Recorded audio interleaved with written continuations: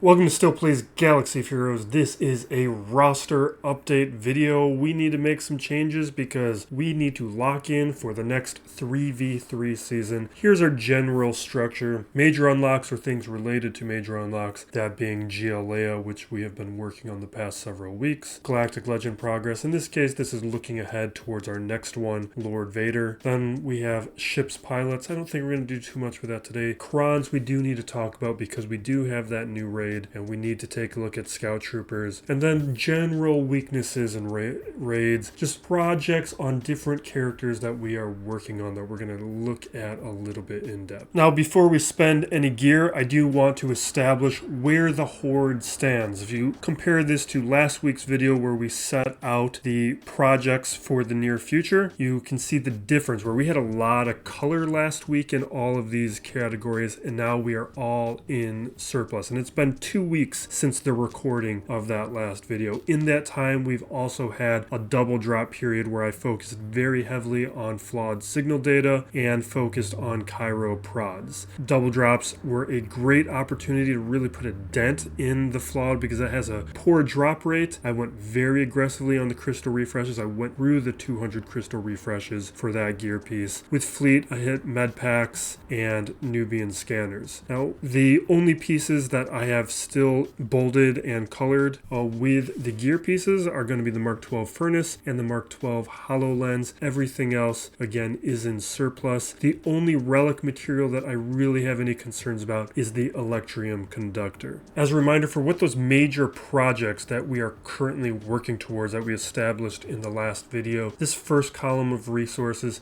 this is for Mandalorians. Not just Mandalore Bow, which is the nearest term major project that we can work towards and we are prioritizing, but we are also looking at Dark Trooper Moff Gideon, who's going to be unlocked in a week. So it's pretty important that we do have gear set aside to bring him up right away. These are the target gear. So Dark Trooper Moff Gideon, I'm only bringing up to gear 11. We'll do testing from there and see how we feel. Relic 7 is going to be required for a Mandalore Bow. And then you see Maul here as well because he's a character I have at Relic 6, but he's a character who deserves to be higher. And this is a good time, at least for me, to do some luxury gearing. A lot of the relics that I've been wanting to elevate in my roster for a long time, but there have been too many other pressing projects. But now I'm in a position because now I have Cal Kestis, now I have Leia, where this is an opportunity for me to place on those extra relic levels on a lot of high quality characters. And there's a lot more we'll be talking about. But this is also why I say push after your farms, because if you slow farm, or if you only do like one refresh, the rate at which CG releases characters is going to exceed the rate at which you farm, and that is going to put you in a position where you are always trying to catch up. If you do 2 refreshes, that's a month and a half of farming, and you can, in most cases, either stay at the same pace of CG or you can get a little bit ahead, and right now I'm a little bit ahead. The next column here this is for GLs. The gear is actually Lord Vader. That's stuff that's not going to be relevant for months. Maybe not months, but it's going to be a while before I unlock Lord Vader. But I'm just budgeting ahead, but I can be free to spend this for other characters. This is less of a concern, but just part of my planning. The relics here, though, this is going to be for Relic 9 JML and for the Ultimate event, so I need to get my Leia ready. So that is something that is going to be relevant in this video today. More importantly, though, we got relics, and this is where we're going to be talking about the weaknesses in my account and those relics that I really want to be elevating and adding to my roster. And that again are these characters here. So we have some raid characters, we have some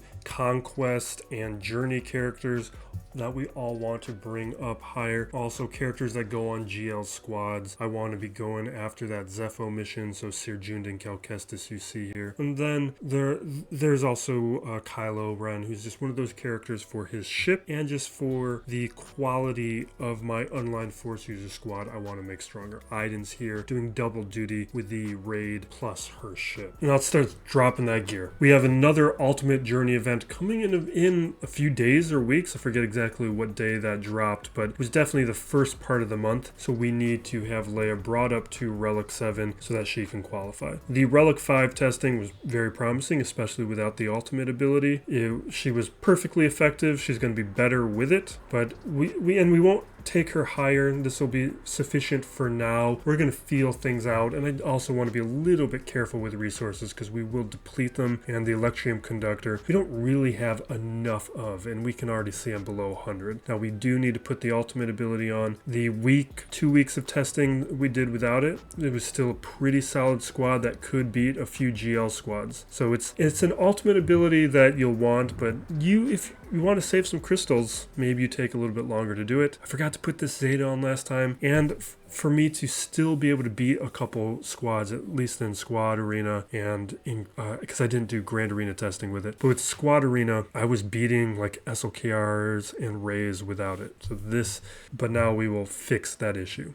From there, that's going to be good enough for now for Leia. We'll incrementally work on her. Still looking for some ideal mods. We need to do a little bit of work for the raid, but this is good enough for now. The current status of the major projects: Mandalore Bow, no Kelleran. The Paz and IG-12, they are at Gear 11. Mandalorian Bow needs to go to Relic 7, but I'm in not a particular rush. There's not really going to be any difference to my account by bringing it to Relic 7 right now, so I'm going to hold off until I can reevaluate where my gear stands after this video. Then Lord Vader, here's the status. Like, it's just finishers, but those Kairos, they're really earmarked for really Kelleran Beck. I don't want to be spending those down and not really having an understanding of how many pieces he's going to need. He might be a character who only is going to need one set of Kairos up to Gear 11, or he could be one of those characters who needs 3, or I think there might only be one character who needs 4 up to Gear 11. There's definitely one who does. I can't remember offhand if there's more than one. I think it may have been Jenna Calcestis who needed 4. It was either him or like Saw or something like that. What I'm planning on here is once Mandalore Bow's event goes live and we see what her gear requirements are, from there I will hoard whatever Kairos I need to take her up to Relics and then see where my surpluses is. Then I'll start dropping gear pieces onto these Lord Vader requirements I'm still working on. Because we are dealing with a surplus of a number of gear pieces, and even with our Kairos, a number of those are earmarked for a character we're not going to have for a while in Lord Vader. I can't afford to put some down on a character like Iden Verso, who overlaps with the raid, and because she has a Cairo prod as a finisher, which I have more of than the Cairo computer. If this was Cairo computers, I probably wouldn't do it right now, because I don't have a surplus of those in the same way that I do of these. But this is something that will make a lot of things a lot easier. So we're going to drop that one on right now. It's probably the only one I can afford to do currently, though, even though Moff Gideon would be another character I would like to take higher. But Moff Gideon's not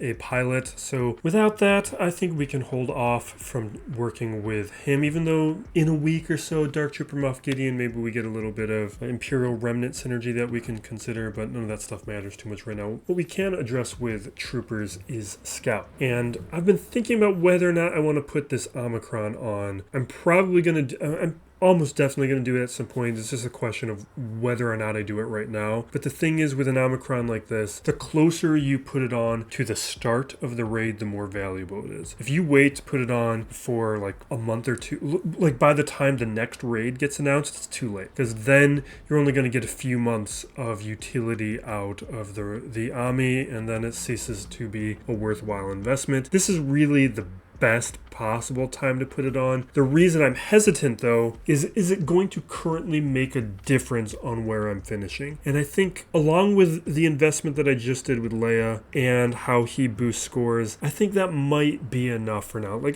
definitely if I do some mod changing, but that's a bigger project than something I wanted to do right now. And we got another week until the raid shows up again for me. But this is where I'm currently finishing within the raid. So you can see I'm about 1 million short. And the extra gear on Leia, plus some improved modding, plus Scout Trooper Ami, that will definitely get me past 8.75, and then maybe not too much work there to get to 9.9 or 10 million. So that's an extra 200 tokens each week, essentially. And depending on how many months this raid is around for, that will add up. Because let's say 8 months of the raid to something in that range. Now with 8 months, 4 weeks a month, so 32 weeks, and we're getting 200 tokens for 32 weeks. That gets us to 6,400. So 6,400 tokens. That's a pretty meaningful amount of these Mark III tokens that would be accumulating over that time period. But it's also not that much. Like, if you really think about it, I'm getting currently from where